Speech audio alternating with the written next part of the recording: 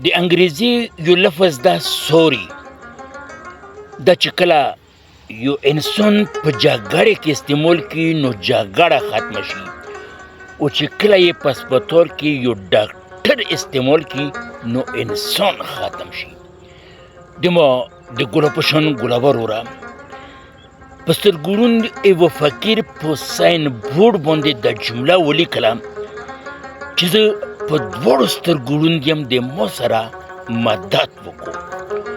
نو تر مازدیګره پورې به هغه له تقریبا کوی له 100 روپۍ یا 150 روپۍ باندې غونډې شوي وي. نو خیر په دې کې یو سړی په غلیارې باندې روان و چې هغه بورډ یې ولیده نو د هغه د جمله خوښه نه شوه. دغه فقیر له راغی چې زه په دې بورډ باندې یوه بله جمله لیکم. نو چې کله هغه سړي په هغه بورډ باندې جمله ولیکله نو د پیسو په باران جوړ شو. څوک ورته 10 غورځوي، څوک ورته 20 غورځوي، څوک ورته رزګوري غورځوي، خو هغه ټکری یې د پیسو نه ډک شو.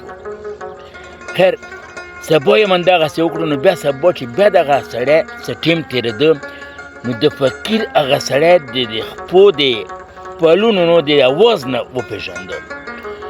نو هغه فقیر هغه سړي له یایي چې ګلابه وروره په دې مې پوه کړه چې ته په دې بورډ باندې څه لیکلي وو. نو هغه سړی ورته یایي چې تا لیکلي وو چې زه په دواړو سترګو باندې ړوند یم د ما سره لږ مندات وکړو. ما صرف الفاظ بدل کړو، نور مغه مقصد ده خو الفاظ مې بدل کړو او ما ولیکلو